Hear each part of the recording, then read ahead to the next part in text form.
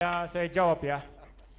Tadi untuk pertanyaan dari seorang bapak ya, eh, ya Pak Karim yang mempertanyakan mengenai Trinitas juga menyinggung tauhid. Mungkin saya hanya menjawab mengenai tauhid yang dikatakan Kristen juga percaya tauhid, dan sisanya nanti mungkin Pak Moses mau berikan tanggapan.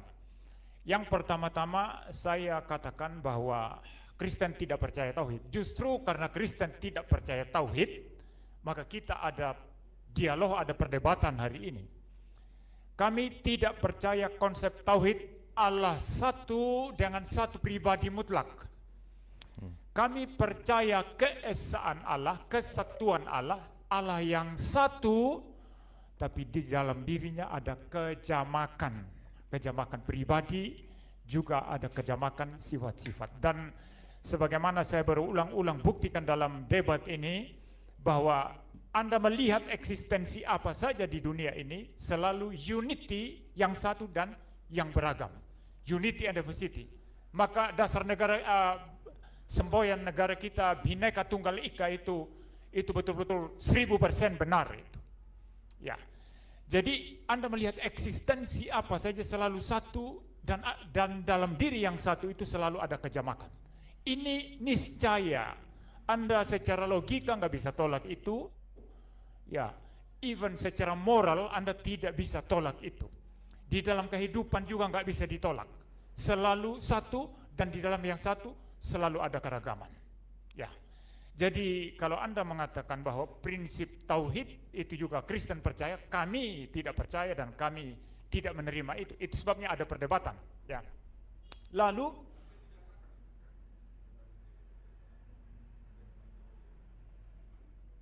saya tidak pernah bilang begitu, dan saya tidak berkata begitu tadi. Percaya Allah itu satu, esa, dan istilah esa pun bagaimana Muslim menginterpretasi itu dengan Kristen menginterpretasi itu jelas sudah beda.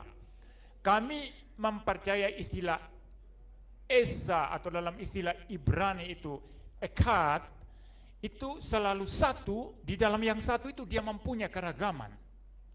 Satu muriwali, ya satu, tapi dalam diri satu muriwali itu niscaya ada keragaman, keragaman tubuh dan jiwa.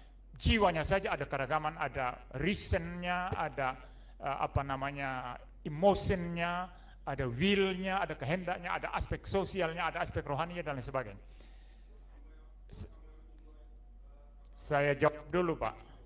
Ini Anda mempertanyakan 2 Samuel dan lain sebagainya dengan cara, kalau Anda bertanya karena tidak tahu, saya menjawab sebagai seorang pengajar Kristen. Tapi kalau mempertanyakan ini dalam konteks Anda mau menegaskan bahwa Kristen juga percaya tauhid, ini berarti pertanyaan mengutip Samuel itu dalam pengertian mau menguji saya, dan saya pikir kita tidak berada pada level yang sama ya. Jadi saya lanjut dulu. Jadi yang jelas Kristen tidak percaya yang namanya tauhid versinya Islam, itu jelas itu.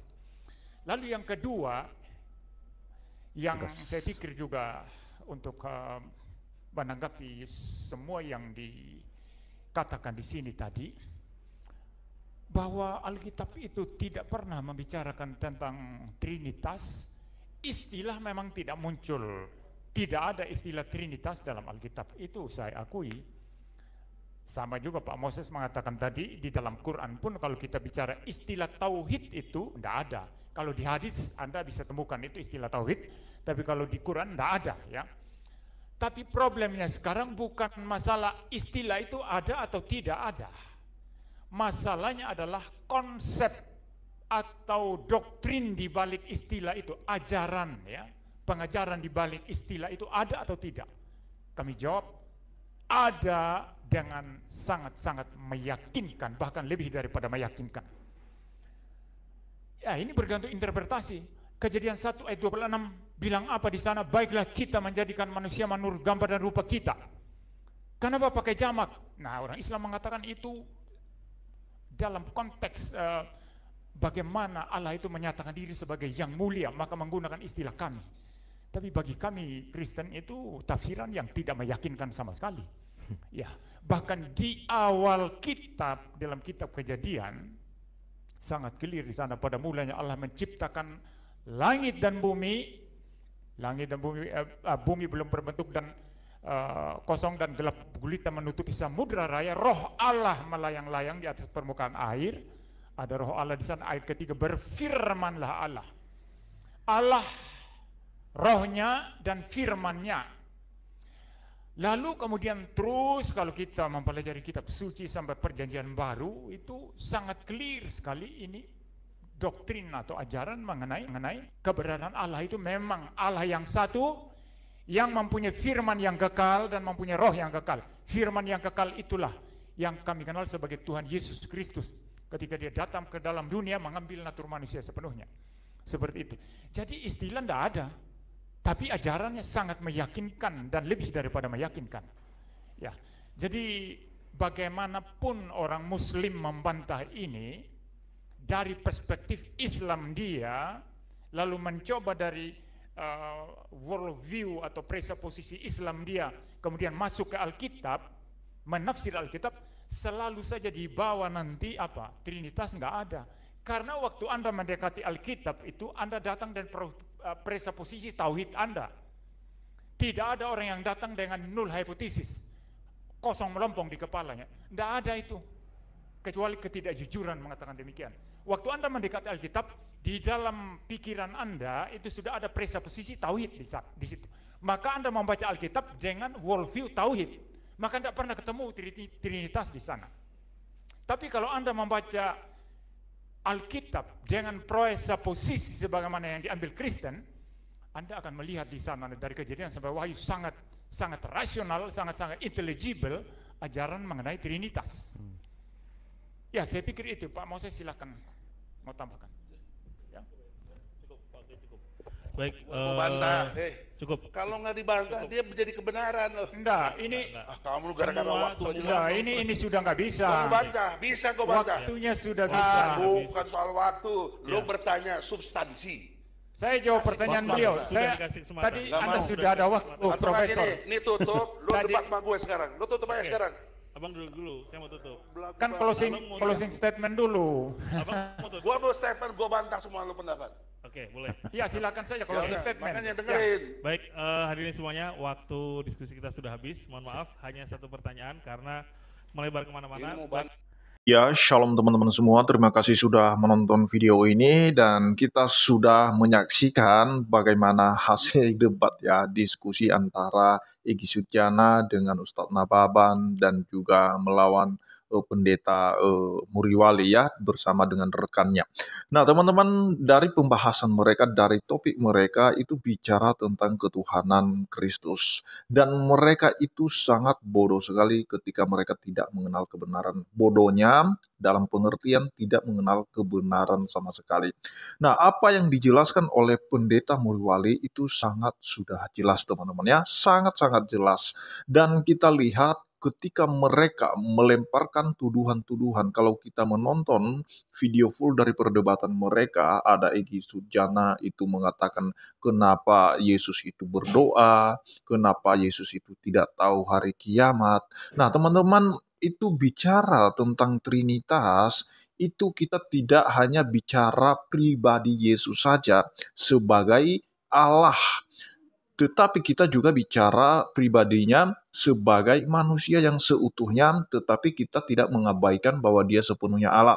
Nah teman-teman, itulah sebabnya Alkitab menjelaskan bahwa dia itu, Yesus itu tidak menganggap kesetaraannya dengan Allah. Karena kalau dia mempertahankan kesetaraannya dengan Allah, maka tidak bisa dibunuh dan tidak bisa lapar, tidak bisa haus, dan tidak merasakan apa yang dirasakan oleh manusia kalau dia pertahankan keilahiannya.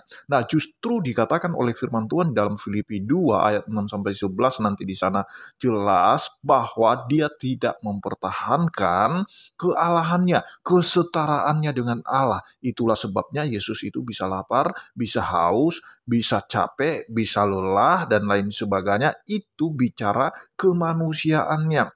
Nah, jadi kalau kita bicara kemanusiaannya seutuhnya, otomatis ada sifat-sifat manusia di dalam diri Yesus. Yang membedakan kita sebagai manusia biasa dengan kemanusiaan Yesus adalah Yesus tidak berdosa atau suci atau kudus, tetapi kita manusia yang berdosa. Tujuan Yesus datang ke bumi ini untuk menyelamatkan kita manusia yang berdosa dengan tujuan, dengan maksud supaya kita tidak binasa. Dengan cara apa? Dengan cara firman harus jadi manusia seperti kita. Nah teman-teman, itu sudah jelas. Soal Trinitas itu sebenarnya tidak pernah jadi probleman. Karena memang yang kita percayai, Allah yang satu itu adalah Allah yang punya firman, Allah yang punya roh.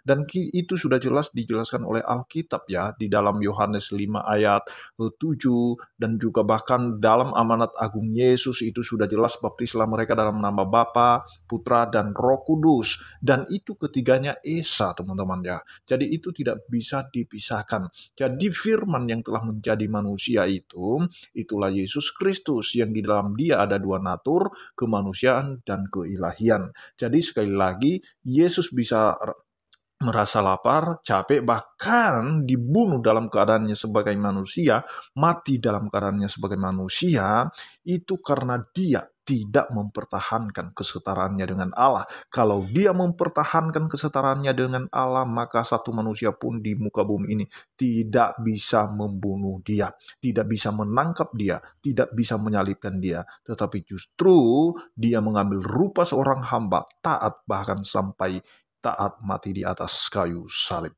Nah, itu luar biasa teman-teman ya, demi menyelamatkan kita. Dan mereka seperti Egy Sujana dan Nababan ini sebenarnya mereka hanya berpolemik karena ketidaktahuan mereka akan kebenaran, ketidakpahaman mereka akan kebenaran Alkitab. Dan itu saja yang perlu saya sampaikan kepada kita semua. Kiranya Tuhan Yesus memberkati kita semua. Shalom.